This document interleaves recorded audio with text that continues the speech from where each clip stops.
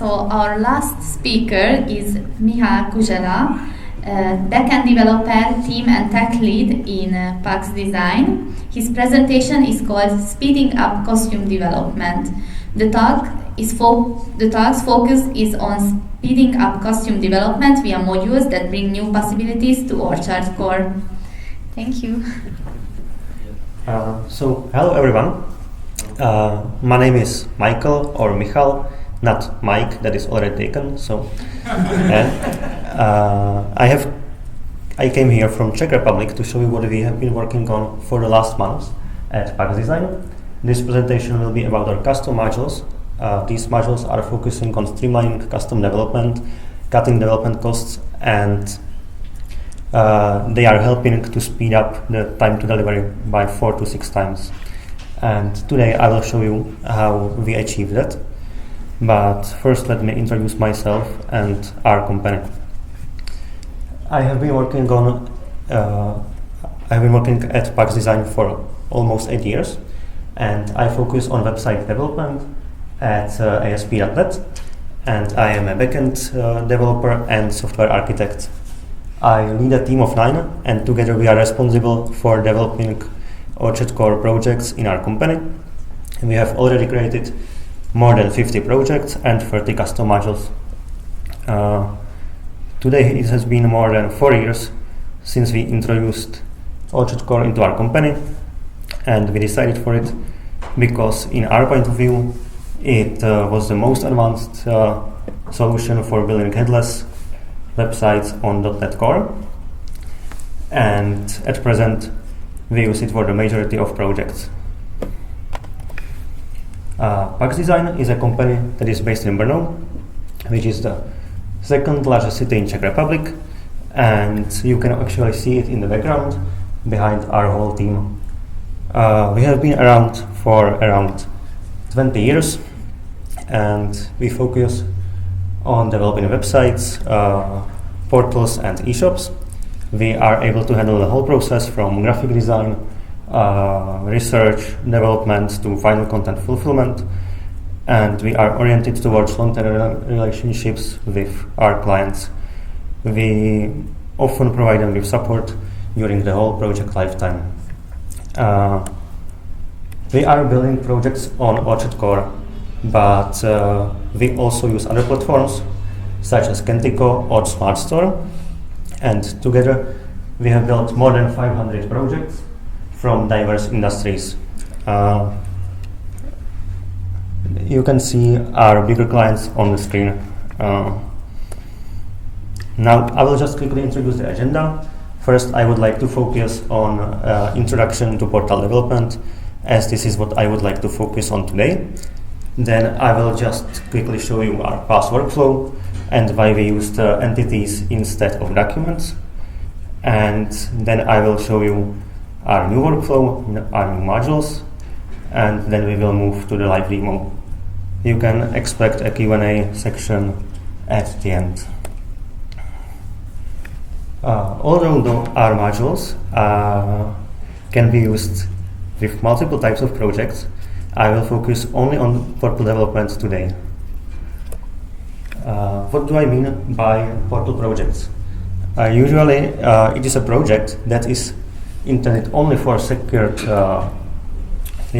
only for logged-in users.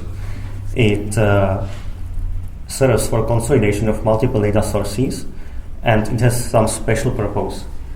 I will just quickly mention 2 of portal types. Most frequently we make B2B partner portals, which serve for customer self-management of their invoices, orders, or for ticketing, and also common are internal management systems, which are designed to make internal processes more effective or to provide supervision over them. You can see 2 of our projects on the screen. The first one is the B2B portal for Konica Minolta. It was built on Kentico, and the second one is user portal for Mediaprint, which is actually the first portal project that we built on Orchard Core. For example, the portal for the Konica Minolta has a database that takes around 200 gigabytes of disk space.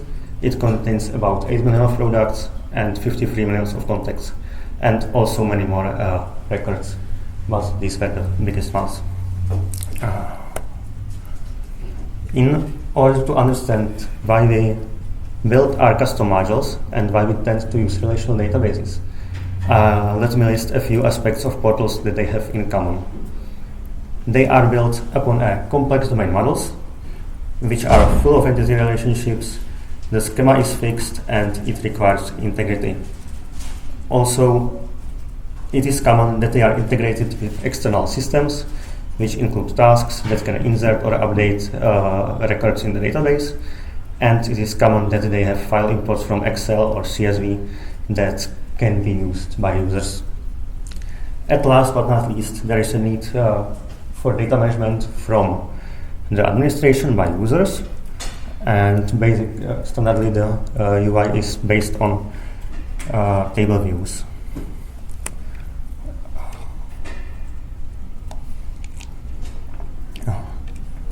Let me show you a simple example.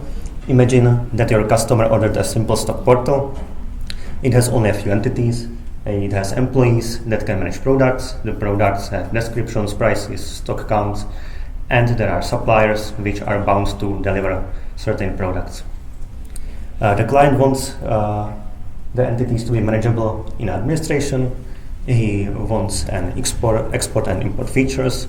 He wants to have custom role management and validations of the data. From my experience, the process is roughly the following. Someone has to create or design the database, then a developer comes and has to implement that schema into application.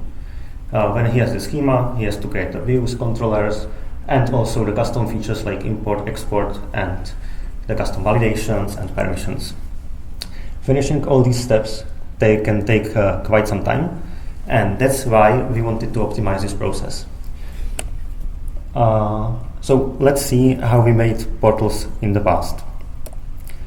As you already guessed, we are using relational entities for our projects. But why did we not just use the document schema approach? We could create 4 content types and let users create the items through content items, and we are done, right? Well, there really are 2 possible ways how to achieve that with the current implementation of Orchard Core. The first option is to use custom content definitions with indexes. That's something that Todd showed us before. But this results into adding a relational table on top of the existing document, which leads to data duplication. Also, in terms of development approach, this is inflexible because you need to edit the content definition and also the index every time the schema changes. And there is no way to easily create relationships between the data. The second option is to use SQL field indexing, which actually solves the flexibility issue, but it also has a few pitfalls. Again, there are no relationships between the data. It leads to data duplication, and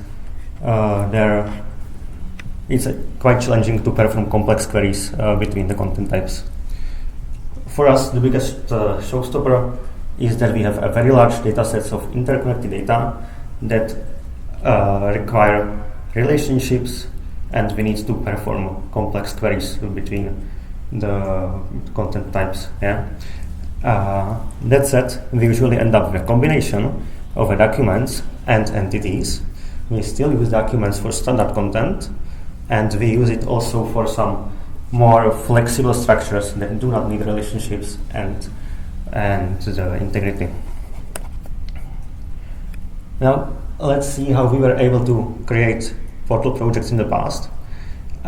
For creating entities, we have used built-in migrations. They allowed us to create relational tables, and they ensured synchronization with other environments.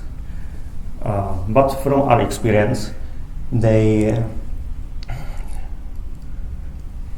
require a notable amount of work, and also we consider them as hard to maintain for bigger projects. Even skilled developers still made errors, which then led to creation of multiple update from methods, and that means more time spent on the development. And for the rest of the implementation too, we did not identify a way how to use the built-in functionalities of Orchard Core. So for the views, controllers, validations, and things like that, we have always created our custom functionality, which took a considerable time to develop. Well, that was all about our password workflow. So now let's see how we have changed it to streamline our development process.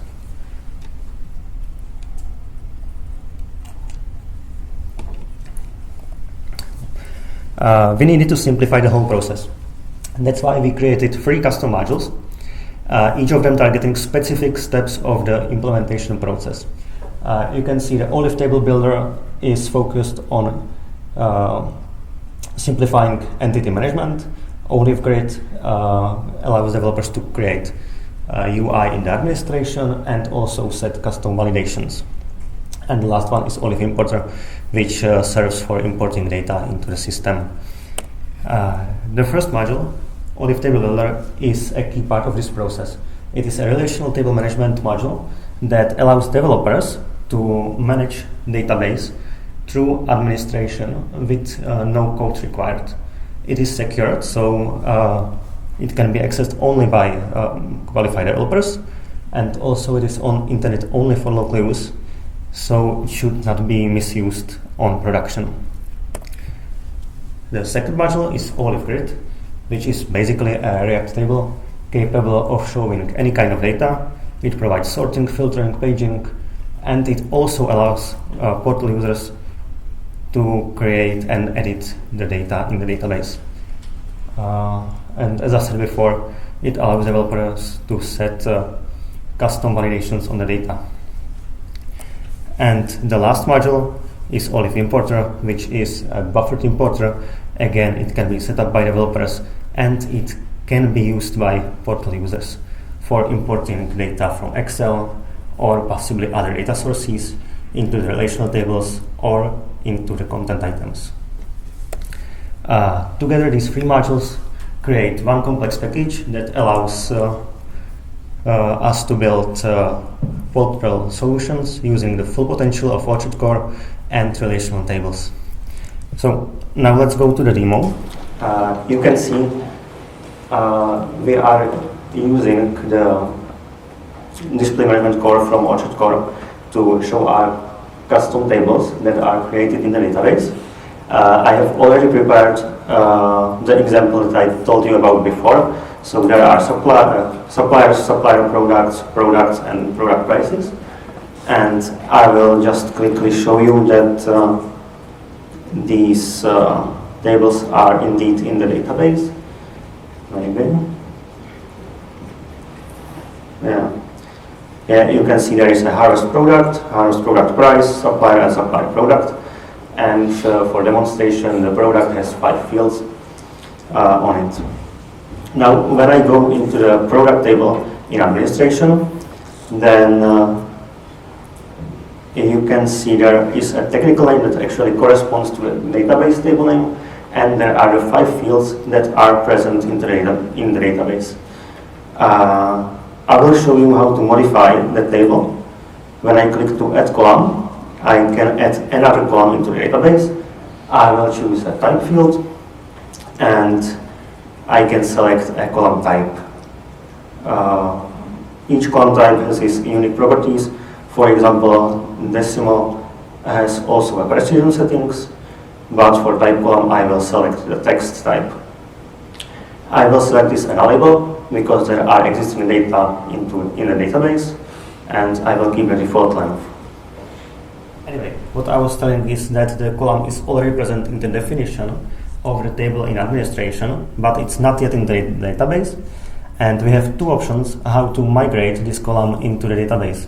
The first option is to restart the solution, same as the migrations that are built in Orchard, but with a twist that you need to provide a password. So we do not allow unwanted migrations to happen. And when you are logged in the administration, you can also simply click that Apply Changes in Database button. When I click on that, you can see that it was successfully applied.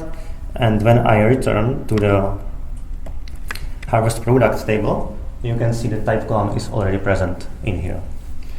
Well, that was all important about the Olive Table Builder. So let's go on the Olive Grid. As I said, this module is basically a table that shows the data from database and allows users to manage the data. You can use sorting, you can filter on this data, and you can also filter through multiple columns. And you can also page this data, export them to Excel, and things like that. Let me show you how to create a new record in the database. When I go into the Create New Product view, you can see it again uses the display management core from Orchard Core, and there are the 5 fields that I have defined in the beginning with ID that is auto-generated. When I try to save that entity, there are also custom server-side validations. So it does not let me save the record if these 2 fields are not filled correctly. So let's try to fill them with valid values. When I do that, then I can insert that product in the system, and I can see that it's inserted into the table. As you can notice, the type field that I have added to the database is not yet present in the listing, and it is not even in the edit or create view. So how to add it also to the listing and edit and create view? For the editation, we have used content types. When I search for edit, you can see there are 4 types that I have created before, and I can go to settings of that content type, and you see that we have defined a custom validations that you have seen in action before. A developer can come here and set custom validations for each field with the use of Liquid syntax, and there is definition for EN that cannot be null, and also for stock availability that must be greater than 0. Developer can also use its own implementation of validation in code and just provide its validator name into this field, and then it should use the validation that developer made in backend. You can see the type field is not present in the field, so let's just add it to the content type. I will select a text field, as I know that it is a string value.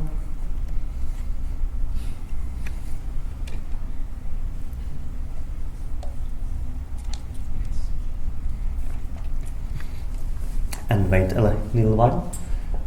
You know, Orchard is fast. Yeah. We have some specific thing in here that we need to select the field as required right now to be saved in database, otherwise it is ignored. And when I save that, I can return to the grid view and wait a little while.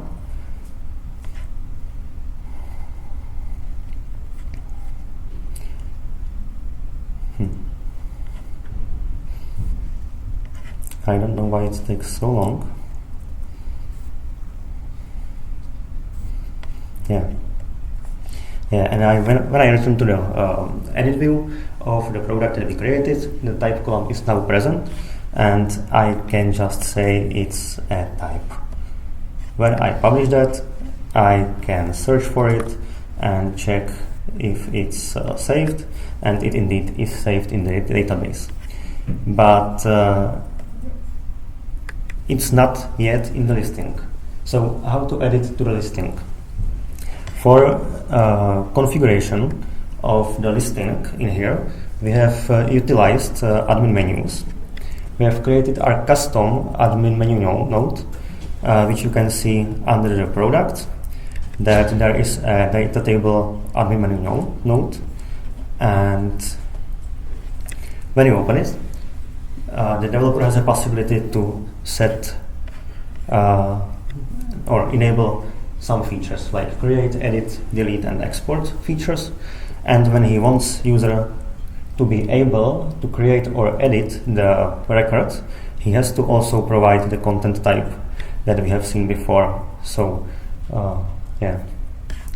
then there is a setting for a unique column that's mostly primary key, and the table name that the data is using. You can also set up custom data endpoint for providing the data, or you can select the default data source. Currently we have only SQL select supported, which is only basic select.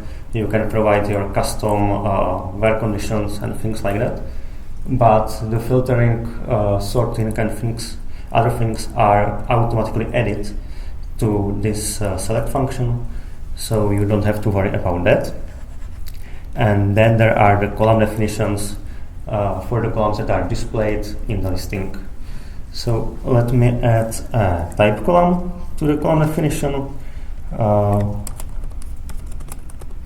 I have the same database name as display name. I could set up a transformation macro, again supporting Liquid, and I will select select filter type. Now, when I return to the product, I should see that there is a type filter added to the listing, and it is also filled with the value that we have provided. Okay. So let me quickly show you also the supplier products grid. You can see that there are two columns, product ID and supplier ID, which are actually showing product name and supplier name. Also in the filter it is the same. Yeah. When I go to edit, then there is a SQL picker that allows us to pick any other object from the database. For a product ID, it's products, right? I will show you how it is defined in the admin menu. When I go to the suppliers and supplier products, there is actually a transformation macro that takes the product ID and performs SQL where filter, which takes the product table and matches the records with the ID and returns name. This filter can be cached, so it should be pretty fast. Also for bigger data sets, it can be cached by specific value, or by it can cache the whole table in database. I believe that was all for the OLIVE grids. So I will show you the last part, which is an OLIVE importer. I have prepared custom import file which contains the products. It contains the product prices, suppliers, and supplier products, and you can see that it also contains the type column that I have added into the administration. And let's see how it is handled. I have defined two import templates in the administration. Again, they can be secured, so only developers can change them, modify them, or create them. But you can let your users inside this module to run the migrations and import the data. When I go to the edit of product, to the detail of products, then there are two steps. There is a product import and product prices import. Inside, there are many settings. For example, there is a sheet name from which sheet the data are imported. There is the header start cell and data start and end cell. Also some more complex features like transposing data, and you again have to define the table name and the primary column. Developer can choose if he wants to append the data or he wants to clean the target table and then insert the data. Also, there are settings for inserting, updating, or deleting the data, which are based on column bindings. The skip when empty columns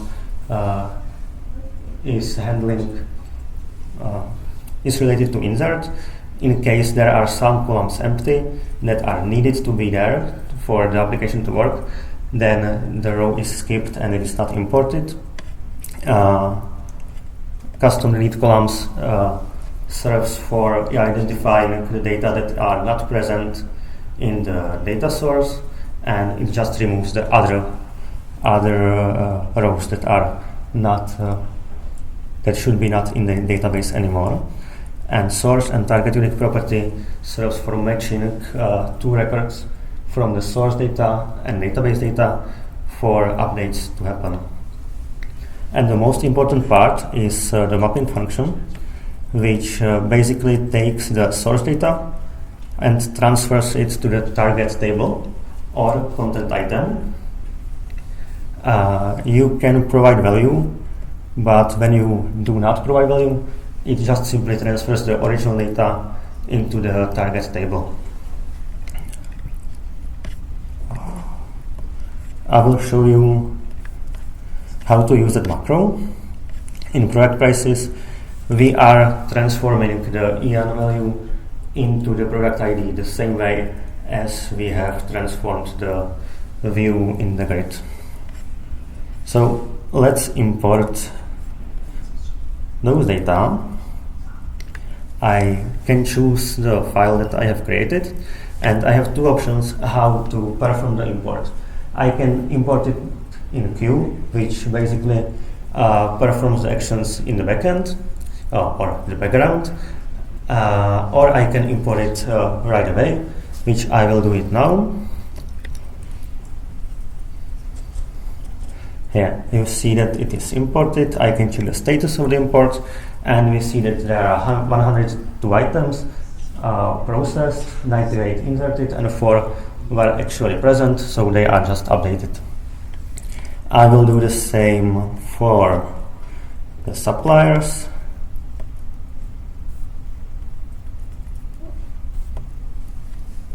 And when I check the status, again, there are inserted items, but there are also deleted items because I have set up the supplier product binding table to clean before insert, so it removed the data from the table and inserted new ones. Now when I take a look into the grid views, you can see that there are much more products in the database. There are now 7 pages, and I can also, well, I forgot to add the type column into the importer, so let's just fix it very quick. I go to the detail, products, and I just take this last field, set the type column because that is its name in the Excel, target name and type. And when I select the file and import it again into the system, I should be able to see the new data. Right here, I refresh this, and the types are now present in the filter, and they are also present in the listing. Well, these filters can be useful, for example, for the supplier products, where you can filter products by supplier, I will select some random data, and you see that this Supply Replication Plus provides these products. Yeah. That said, this is only default user interface. You can actually provide your custom interface for both the listing and the edit views. And yeah, I think that is all I have to show on the demo. So let's go back into the presentation. I will not switch the desktops anymore. So in conclusions, these three modules are streamlining, are helpful for developers and also for users. For developers, they provide a way how to create user interfaces, how to manage the database from administration, and also they provide a way to create imports with no code straight from administration. And for users, they provide a way to manage their data and also to import data into the system through Excel files. And we have built our first project with use of these modules, and it's a matter of fact that it led to 4 to 6 times faster time to delivery of the parts that I have presented in here. And you may be wondering if they ever will be open source.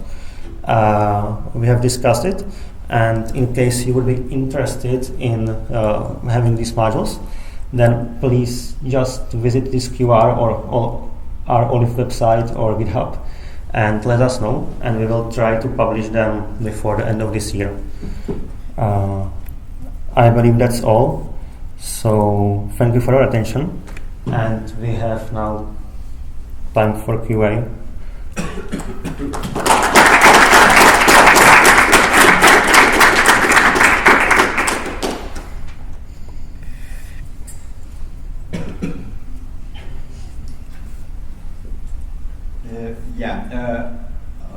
So obviously you had your gains in science market, so it works for you. I still don't understand though why you have basically built a SQL editor on the web. So I can understand the reporting and listing part. I don't really understand why is it better to have that data definition change feature on the web. Because, well, I also can't really understand how it is a bottleneck for your developers to maintain migration process, but whatever. But still, then I see that you planted something which is very akin to content definitions and content items, just applied to SQL. So can you shed some light on that, why this was necessary? Yeah, for us it's all about the speed of the development. We are trying to minimize the backend work on every project, and that allows us to just manage the tables very quickly. And also there's some historical reasons we were used to managing the custom relational tables from other content management systems, and it's just about the speed. Just a quick follow-up question. At one point when applying the schema changes to the database, you said that there's some route via code, but you need a password for it. That's hinted on, for me, that you use a central development database or something like that. Is that the case, or can I run such a portal on my own offline, work independently of everyone else, and then you somehow share the schema changes? Yeah, you can indeed share your schema changes. There are two possibilities. You can share it through the database. It can be stored, the schema definitions from the administration can be stored in database, or they can be stored in a file system, so you can eventually share them through some versioning system. Okay, but isn't that like migration classes for the same thing?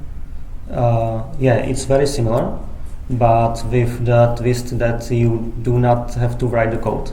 But it works inside. It works the same. All right, thank you.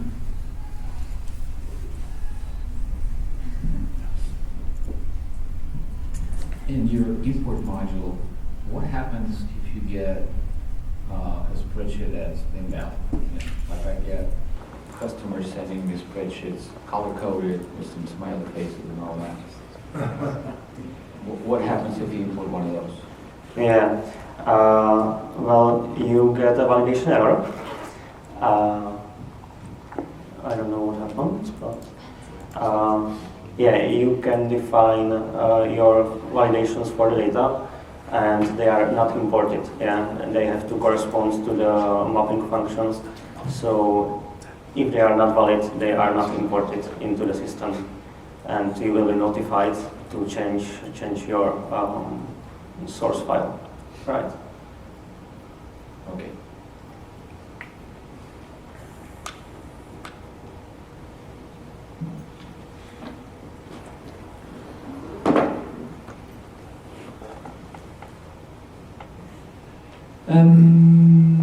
First, Mike Cry. I didn't know. Okay, that was not obvious to me until I see the thing.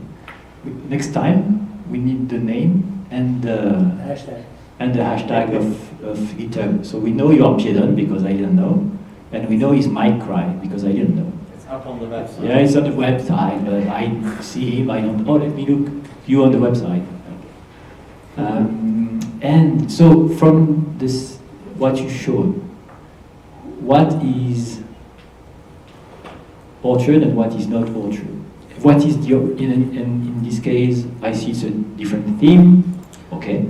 Yeah. It's a different menu, so you are not using the, but it's part of the menu, so it's the admin menu? Yeah, it's the menu. Like basically, this whole thing is an orchard in its like default, and we have just made a custom theming on it. But the modules that we made are not orchard. They are utilizing the display management, but just utilizing it. Okay. Yeah, it's like. Do you have the CMS module enabled, the content management module enabled? Yes, sure, Okay. but there's no data in it. Yeah, but we have the content items and everything. But there is no content item because everything I see here is not the content item. Yeah. Okay. The fields you showed, are they Orchard Core fields or your own fields? Sorry, I didn't The get that. fields, like text field, Boolean field. Yeah, they are, apart from our custom fields, everything is Orchard default. Like the fields in the edit views, this is basically a content item, but it has a middle, like some service that transforms the data Okay. into the content item form, so it is displayed through the display manager. Okay. And then it's transformed back into the relational data, but everything is Orchard. Okay, so it's not stored as a content item, you just use the editor for a content item? Yes, And yes, store it in the tables, okay. yes. And I see on GitHub that you are very active with GraphQL. Yeah. So how do you use it there? Or is it just for your client apps, you use GraphQL just to do? Yeah, we actually don't use GraphQL for these modules. We usually develop a headless websites. So we have a client side application, and we have the Orchard CMS.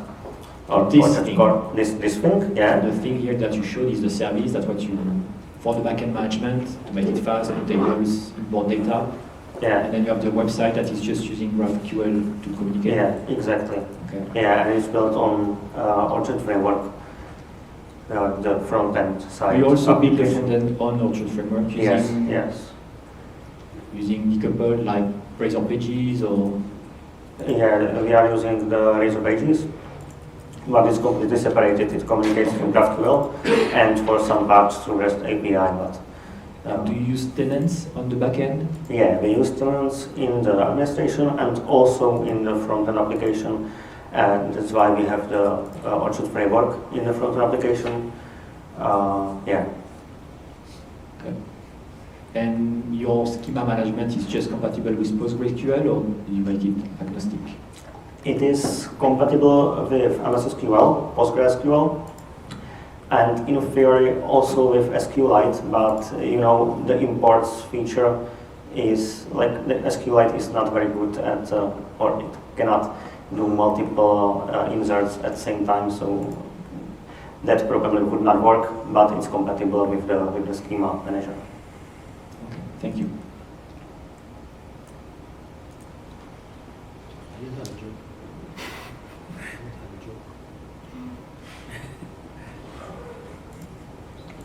I think that you have already answered this, but just to confirm, so content definition is used for, that is normally used for content items, is now used for these tables, for SQL tables, right? Yeah, exactly. I guess right now you could probably also create content item of this type. We haven't restricted that yet. I'm not sure. Yeah, you could eventually create also content item in the same type right now, but that's only about the restriction of creatable and things like that. But yes, we don't use the content items. I can actually show you. We have the harvest document table, and when I will view the data, there will be something, yeah, but it's only the default, yeah, some 9 records. But when I go into the harvest product table, then there are all the records that I have imported through the Excel file. Okay, so my immediate thought is that if you're already having content definition used as, you know, for the part where you're showing the data from the table, maybe it would be interesting to add into that UI all that SQL type of things, so that, you know, you basically define there on the content definition part, you define if it's going to go into the, instead of this custom tables thing, you just keep it under content definition. Yeah, this should also be under content definition, if you ask me, you know, and cram it there somewhere, I don't know where. But the idea is that, you know, we say, and then you have some kind of, and then you have some kind of check mark. Yeah, make it a table instead of a content item, you know, and that way, like, you keep it all under the same thing, and it's easy to see, like, okay, these content definitions are for tables, these are for items, something like that, you know, something for like future, because when you were showing this, when you went to content definition, that threw me off. Something like, why are we going there now? But you know, just like something I was thinking about. But it's actually really cool. Yeah, we were actually thinking about that to combine it with the content definitions, but there was a little problem that we had to solve, and that is like we have to define different types of fields in the custom tables. Like you can see that this feature actually does not use the text fields and boolean fields and things like that. It's like one field that has a custom type, and that types correspond to the database. So it could possibly be combined with the content definitions, but it will be just, I don't know, it will be like too hard to maintain. Yeah, as all go for similar. I'm not sure about migrations. What's the story there when you do this on development, and then when you go to production, what do you do? Yeah, so this whole module is available only at local development environment for the management. But when you want to migrate your schema into the other environments, the custom module is still active. It just does not have this UI, so it cannot be managed through the admin interface, but it still runs in the background. So basically you have the custom table definition in database or in file system, and you push that into the target environment, and the module is still here in the background, and it processes the migrations. So you are able to share the definitions of the schema through your environments. But that's when you add this schema, it's in the database, right? And when you push it to production, what happens? Like, how do you take that data? how do you take the schema? How do you push it to production? The schema. Yeah, You understand what I'm saying? I can show it to you. We have this custom feature that allows us to store the project data in the file system, and we have just definition of the tables, and when you open them, Okay. you And can then see- then you version that. yeah, it's versioned, and it can Okay. be stored in a file system or it can be stored in a database. And in case you have it in database, then you can use the deployment plans. We have a custom step for deploying those through deployment. Okay. Thanks.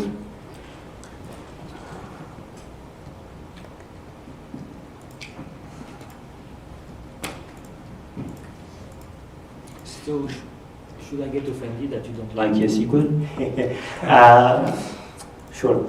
No, I'm kidding. We like SQL, and actually, the project that I mentioned that we used this module set uses a combination of our custom tables and SQL documents. We have products that are custom document table, and they are linked with a relationship with the custom tables. So we are making all the SQL queries and like more complex queries on our custom tables, but the result is a product that is from SQL. So Aren't you afraid that all the perf gains that we get from SQL, minus all the disadvantages, you will face them at some point? Like, you have so many columns, maybe they don't need to be indexed all, or maybe you don't manage your indexes, or you have to manage them still in the backend, like on the database itself, you don't have migrations for that, or and you have to do lots of joins just to get some content, or actually do you model your database such that, well, you can still have a JSON field if you want? yeah, we are trying to design the database in a way that we prevent like multiple joins and things like that. And that's why I said that we are still using SQL documents schema for the products, because the products that we have on the other project have a lot of columns and things like that, and they do not need the relationships. So we are designing the database in a way that we move only the data that is required to be in the relational entities to the custom tables, and everything else is still in a document manner. And last question. In the import step, the configuration, why not use JavaScript to map input to the output instead of just saying mapping fields to fields, name to name? Have you watched the demonstration a few months ago from Dave Owinga? Yeah. That was doing that for the indexing, the search index. He's Yeah. showing how he's using JavaScript to map any content item to the actual index tables, documents, by using JavaScript instead of just the simplified like name-to-name type. Just, you see here, like, return new document, and the different fields, how to actually manipulate them, because this way you will say, this Excel column, I actually need to concatenate two of them, or divide by two, or add one, whatever. Yeah. I understand. Like, the reason is basically that is a work in progress. Like the mapping function is just some like starting point. We had to create the mapping function so we can handle data, and we were actually thinking about abstracting this with some JavaScript or things like that. But also, we are using multiple target types. Like we can transform that into the content item, but we can also transform it into the custom tables. So I'm not sure if that module that you mentioned is able to handle like any target schema. I would mean that instead of having your own logic taking this JSON document, you have your Yeah. own logic taking a JavaScript document. Yeah. So at this 30 lines of code, there should be 5 lines of JavaScript. Like destination.ean equals source.ean, semicolon. Destination.name equals source.name plus source.lastname. Yeah. Return destination. That's our script. We run it, and it will take each Excel line record, create a JavaScript document. You get it in C#, and you say, then map it, every property that was returned to me, map it to the column by name. See? And this way, it's 5 lines of code instead of 30 lines of code. And it's much more powerful because instead of name to name, field type, it's JavaScript. You do whatever you want on the objects. You can even skip it. Oh no, let's skip it because this value is less than 1. So I can skip it. Okay, that's a nice suggestion.